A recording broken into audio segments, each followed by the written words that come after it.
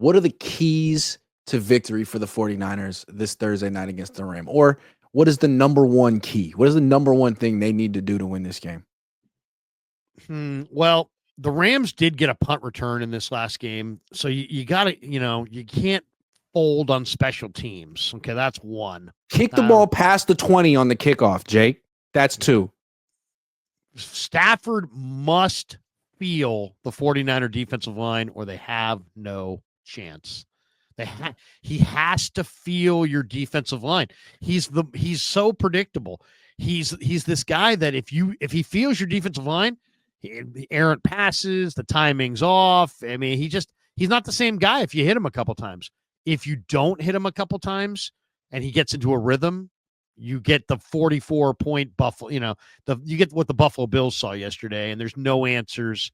So I would say you got to cover on the back end for sure, but you have to Stafford has to feel your defensive line or you're cooked. Because he really is an elite quarterback. Like when he has a little bit of time and space, he can make every throw that Josh Allen can make, and he showed it on Sunday. Okay, I'm gonna go a different, the other side of the ball. In must-have-it games, sometimes Kyle Shanahan loses because he doesn't get the right people involved enough. So in the Super Bowl, I still wonder what would have been if Debo didn't get 11 targets. He caught 3 of 11 targets.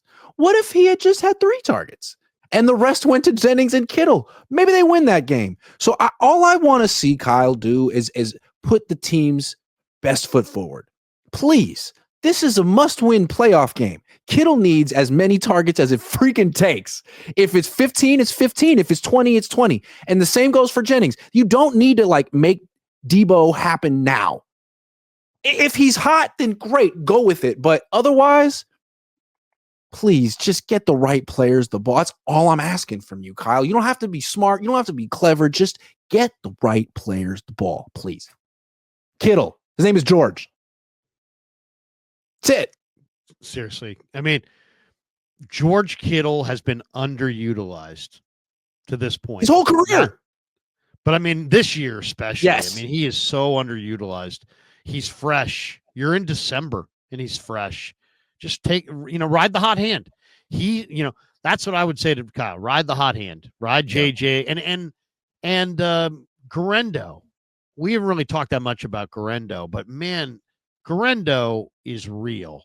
And the other part of Garendo's game that surfaced in this game is Garendo's got great hands. You can see it. This guy doesn't have good hands. This guy's got great hands. So he's a check down threat. He's a screen threat. He's a deep threat. He's a deep threat. How about this? I'd love to see them run that play where they have Garendo out of the backfield and they just throw it to him on kind of a go route out of the backfield, almost like a hot, just straight.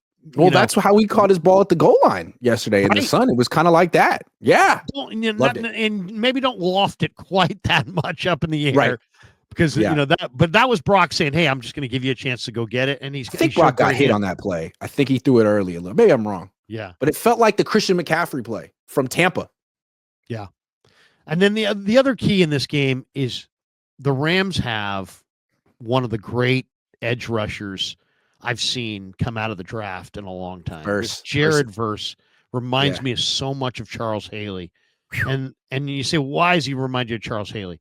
Because he comes out and just eviscerates you with strength. You look at him and you're like, oh yeah, this guy's like 6'5", 240. He's a speed guy and he can get you with speed. But this guy is so damn strong, and Haley was so damn strong, kind of like Lawrence Taylor. I mean, just crazy strength. And Jared Verse and Braden Fisk are going to put a lot of pressure on Jalen Moore and Colton McKivitz, and those two guys have to stand up against those two edge pieces. My question about this game is Garendo. He's got a foot. Well, first Kyle Shanahan called it a foot sprain. Then he called it an ankle sprain. I don't know what it is, but it's probably not going to be 100% healthy for this game. Do they need him do they need him out there to win this game? Can they win without him? They can win without him, I think, but he's so dynamic.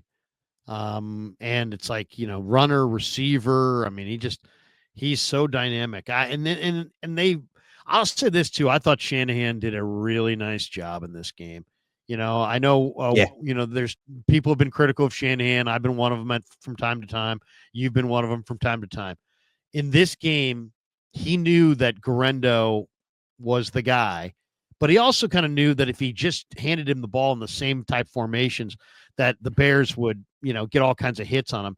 And I thought Kyle was outstanding in his usage of Garendo as far as he moved around. He used him in different runs, different passes. I love that little route out of the backfield. It was kind of a delayed route. He just kind of came out of the backfield. Brock, faked it, to one side, and then he's got Garendo just kind of crossing his face, and that's a real easy pass for Brock. And we'll love to see that a few more times. I mean, it just seems so easy. And then this kid's catching the ball that naturally, and he's got that kind of foot speed. Obviously you got to get him healthy, but if he's not healthy, he can't play. But if he's healthy, God, man, get this guy the ball. I mean, my only quibble is that good. I think they overused him. I mean, he's never been a bell cow back. He's never been a starter. You gave him 15 carries and some catches, and he got hurt.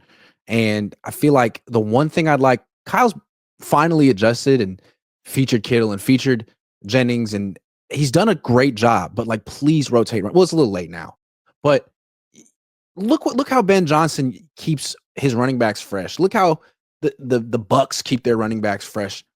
Use two. Split the carries. It'll make them both better. You did it in Atlanta with Devontae Freeman and Tevin Coleman. You did it in 2019 with Tevin Coleman and Raheem Mostert. Please, I'm asking so nicely. The other thing I thought was a great thing that has to be brought up in this game is that Kyle Shanahan, I know Kyle, if he heard this, he would really be pissed off. But I felt like he took a page out of Ben Johnson's red zone book in this game. If you watch the Lions, Grant, they got a lot of speed with Jameson Williams and Jahmyr Gibbs and all that, but they do on the goal line. They do a lot of east-west stuff, and they get guys.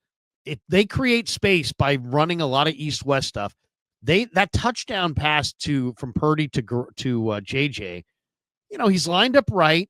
He does a cross. All the action is going one way. Here's JJ coming the other way, and Brock threw him the ball, and it was either going to be caught by JJ or it was going to go out of bounds. There was no chance of an interception. I thought some of the red zone play calling in this game was the best red zone play calls I've seen from the Niners all year. Much more east-west, much more putting the defense in a decision-making posture where they got to choose, kind of pick their poison.